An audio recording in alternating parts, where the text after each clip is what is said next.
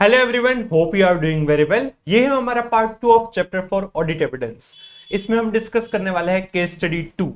इसके पहले जो चैप्टर 4 का पार्ट 1 था उसमें हमने पूरा ही एसए 500 ऑडिट एविडेंस डिस्कस किया था, जो काफी इंपॉर्टेंट है, काफी लंबा एसए था, पर इजी है समझने के लिए और याद रखने के लिए भी। उसी एसए 500 के ऊपर ये केस स्टडी 2 है, तो हम वो समझने वाले हैं। तो चलिए समझते हैं केस स्टडी 2, जो दिया है आपको पेज नंबर 4.118 पर। Financial statements of a firm have been put up for audit before CA Manushi. On going through financial statements, she wants to verify assertions contained in the financial statement and has planned certain procedure for carrying out detailed checking.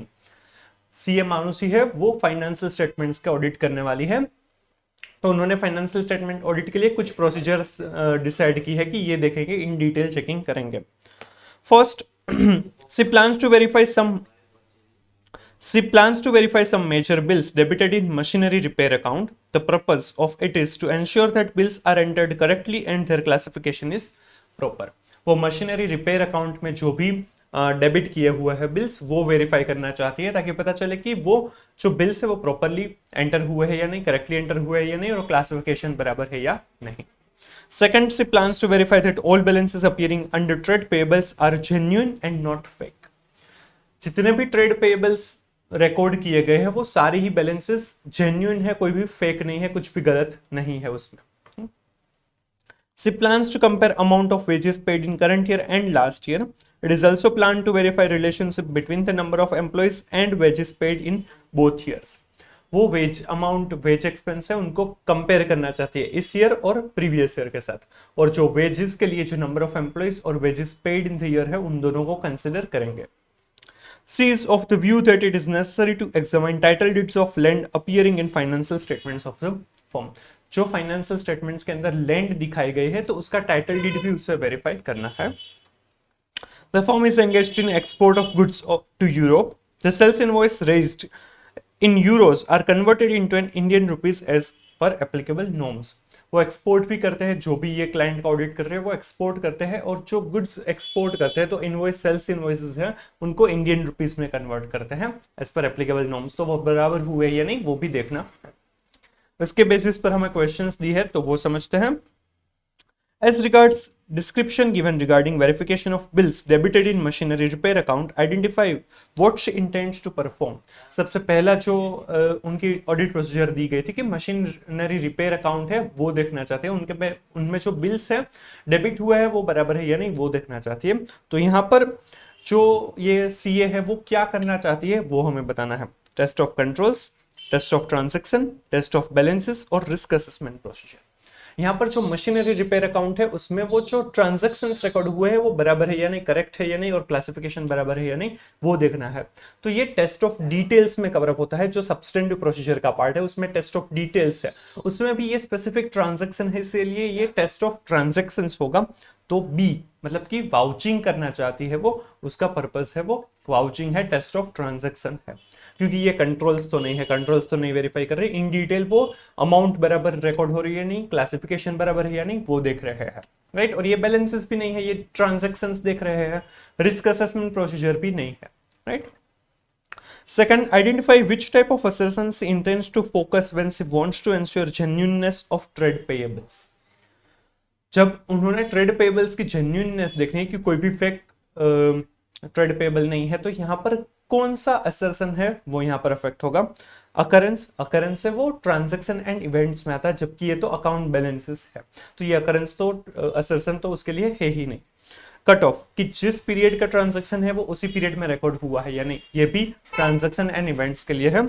Existence, actual में जो assets liabilities या फिर assets liabilities या equity है वो exist करते हैं या नहीं वो देखना एग्जिस्टेंस का है, ये अकाउंट बैलेंस का असर्शन है। एक्यूरेसी, अमाउंट बराबर है या नहीं, डिटेल्स बराबर है या नहीं वो देखने का काम है।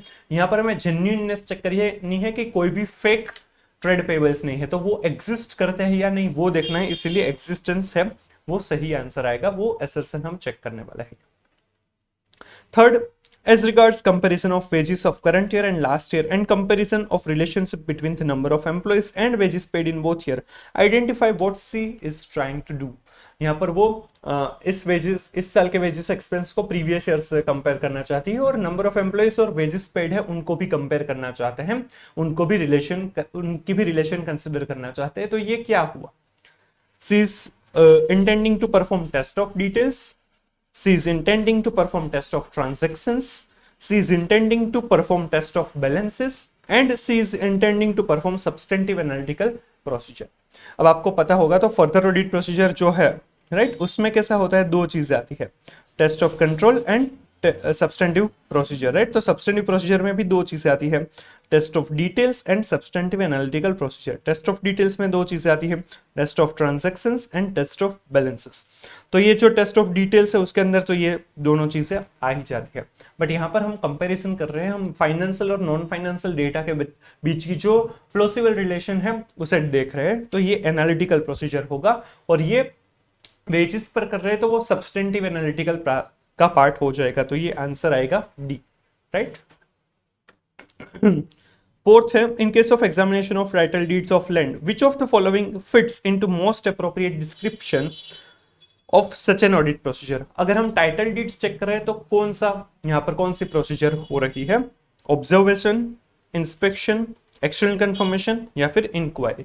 हम अगर टाइटल डीड्स देख रहे हैं तो वो इंस्पेक्शन है, हम डॉक्यूमेंट को एग्जामाइन कर रहे हैं तो यहां पर आएगा इंस्पेक्शन, सिंपल। ऑब्जर्वेशन में तो हम कोई एंटिटी का स्टाफ है वो कुछ प्रोसीजर कर रहे हैं तो उसे ऑब्जर्व करेंगे राइट। एक्सटर्नल कंफर्मेशन में थर्ड पार्टी के पास से हम कुछ कंफर्मेशन मंगवाएंगे, वो भी नहीं है। इंक्वायरी में हम डिस्कस करेंगे राइट, वो भी नहीं है। And last जो MCQ है, she wants to verify whether conversion of foreign currency into Indian rupees is proper or not. Identify what she is trying to do.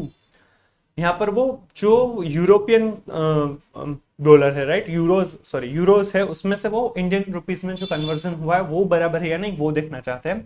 तो यहाँ पर वो क्या प्रोसीजर करेंगे, रीपरफॉर्मेंस जो ऑलरेडी एंटिटी ने कर दिया है वो फिर से परफॉर्म करेंगे, रिकैलकुलेशन कैलकुलेट करेंगे कि कैलकुलेशन अरिथमेटिकल एक्यूरेसी चेक करेंगे कि वो बराबर है या नहीं, ऑब्जर्वेशन क्लाइंट का जो स्टाफ है वो बराबर काम कर रहा है या नहीं, वो जो भी इंटरनल कंट्रोल प्रोसीजर पॉलिसीज है वो फॉलो कर रहे हैं नहीं वो देखेंगे, या फिर इंस्पेक्शन डॉक्यूमेंट्स को एग्जामाइन करेंगे। यहाँ पर हम करेंगे रिकैलकुलेशन राइट, वो रिकैलकुलेशन करना ट्राई कर रहे हैं कि जो कन्वर्जन है वो बराबर है या नहीं, सिंपल।